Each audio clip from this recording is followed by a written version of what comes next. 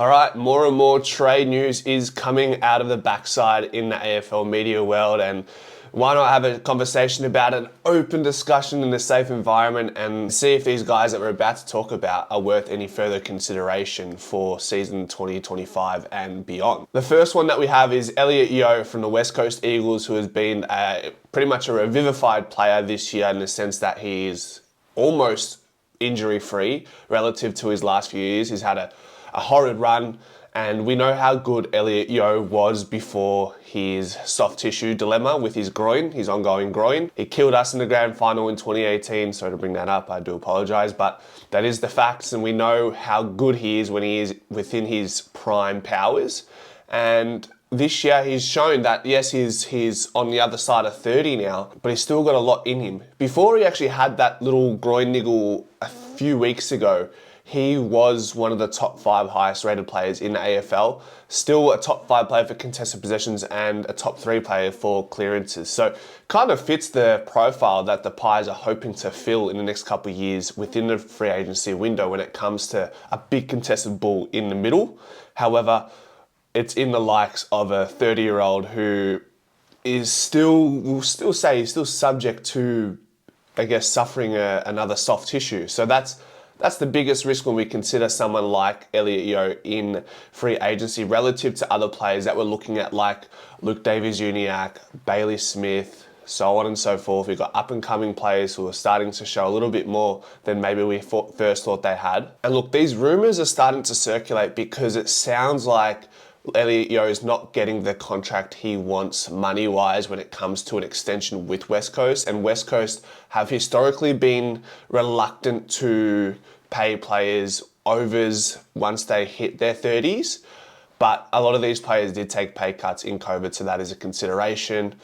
What's the likelihood of Elliot Yeo coming from his end to Victoria? I think unlikely. His wife is pregnant. He's got established family networks there. So I think his priority would be to consolidate a contract with West Coast. But it is said that rival clubs are offering Elliot Yeo, particularly interstate, better offers than what West Coast have on the table right now. It's probably something that won't sort itself out until at least the season ends. Would I want him at Collingwood? Well, the things with this prospect in Elliot Yeo is he's an unrestricted free agent, so we wouldn't have to give up any trades, as if he was a restricted free agent, you'd have to obviously put a request in, and then if West Coast will match it, then we'd have to give up trade picks. Whereas because he's unrestricted, we can just offer him a contract money-wise and get him over the line. So my question to you guys is, say Collingwood offer him $400-500 a year. I mean, there's a large scope to look within that and actually consider what he's worth and how much Collingwood would be willing to pay relative to what West Coast are offering. But say hypothetically that's an amount.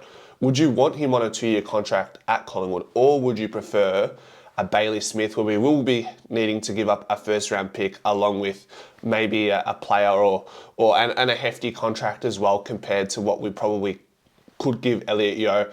Or do you want a Luke Davies-Uniacke from North Melbourne and just go for the cream of the crop and go that way? Let me know what your thoughts are in the comment section regarding that, because I'm intrigued, and what I've seen from Elliot Yeo this year has been amazing. It's I guess truly embodies a resilient player, and he ticks those boxes, and he's a gun. He's a contested ball, so it's definitely worth the conversation, and that's why we're here today. And as I mentioned in that last video regarding Tom Brass, there are players beyond the age of 30 across the ground in any section of the ground that are still dominating their game.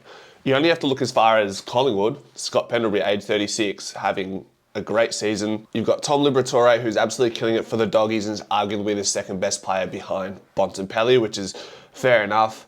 You've got Canelio, you've got Rory Laird, you've got Sam Doherty before he did his ACL, and Lachie Neale, all beyond the age of 30. You have Jack Crisp, who's 31, and he's Mr. Consistent. Is there anyone else? Adam Treloar, he's in All-Australian contention. So the age thing there's a risk. There's an inherent risk that comes with it, but it's important to understand that players can perform, and it's a market where that reward is high and the risk is high, but if you get the high reward, then it's a massive win for the club. But these are prospects that you don't take lightly, and you do a lot of work before you actually factor in or potentially consider putting in an offer for them. And finally, just looking at Elliot Yeo's best game for the year, where he got 10 coaches' votes, 27 disposals, 19 contested possessions, 15 clearances, and 2 goals against Richmond. I know a lesser team, but he's also had a game where he's got the 9 coaches' votes against Fremantle in that upset win. So the floor is yours, guys, in the comment section regarding Mr. Elliot Yeo. The next player I want to talk about, which will definitely garner some more interest from you guys, because he definitely fulfills the role that Collingwood are so desperate for and have been so desperate for the longest time, and it's that key tall forward position, and that is Logan Mcdonald from the Sydney Swans, originally hailing out from Western Australia. I'm pretty sure from memory there was talks earlier this season that he pretty much nipped any contract conversations in the bud from other rival clubs, but for some reason in the last week or so, talks have re-arised that other clubs have made a significant late push for Logan Mcdonald, offering in excess of more than $200,000 per year compared to what Sydney currently have on the table for Logan Mcdonald. Yes, Logan Mcdonald will cost an arm and a leg, but he is quite young, has so much upside. I think he's definitely having a career year. He's currently averaging a goal and a half per game. He's having more shots than any year. He's taking more contested marks than any year in a very good Sydney side. So definitely a player that is worth considering. He was pick 4 in his draft year, had to learn from the likes of Buddy Franklin, and now is obviously sort of the shackles have been released in the sense that the forward line is somewhat his, along with Joel Amati after kicking 9 goals yesterday, which is massive. Ironically, his best game this year was against Collingwood, where he kicked 4 goals. I think he may have been playing on Charlie Dean from time to time, who had his colours lowered in that game, but yeah, he's had 4 goals in the game. He's had 3 goals a couple times. He's just always chiming in. And Sydney is that team at the moment where everyone is sort of putting in their 2 cents. So for somebody to kick a bag every game is going to be difficult when everyone is sharing the load at that team right now. He is out of contract this year, but would be a restricted free agency, as he has not served the club for longer than 8 years. So Sydney can match the bid and force a trade, which means Collingwood will probably have to give up a first-round pick, maybe 2, or a player, plus a big contract. Obviously, you've got to pay well beyond what Sydney are offering to move him away from a winning club. If we call a spade, they're by far and away the best club in the land of the AFL this year. So that's something we need to consider when putting in a trade for someone like Logan Mcdonald. And Sydney would be cognizant of how desperate Collingwood are in our position to acquire a key tall forward when we've got Billy Frampton playing as our number 1, number 2 key tall forward right now. It's clear that there is a need there and we need to do something about it very soon. We had Dan McStay show us exactly why you need a key tall forward, particularly in the final series. If he wasn't there in that preliminary final against GWS, you could almost make the case that Collingwood wouldn't have been in that grand final to win that premiership. So that's I guess, where those forwards, they come in clutch, where the game is slow in the final series and you've got to kick it long down the line. Players like Logan Mcdonald paired with Dan McStay, imagine that. That would be a serious combination. Now, we also should consider what else is in the market in the key tall stocks department when it comes to forwards in particular. We've spoken about Oscar Allen, which is extremely unlikely, so we'll move past that one quite quickly. You have Harrison Petty, who is down bad on form incredibly at Melbourne Demons now. So that might be a conversation we need to revisit at some point, because he was offered 2 first-round picks to go to Adelaide, which is not going to happen ever again by the looks of it, just given his form this year. Pretty much a non-factor for the most part. Melbourne have been poor, which doesn't help. We know what happens when your team isn't performing, how it has an impact on key tall forwards, and Harrison Petty has been a victim of that.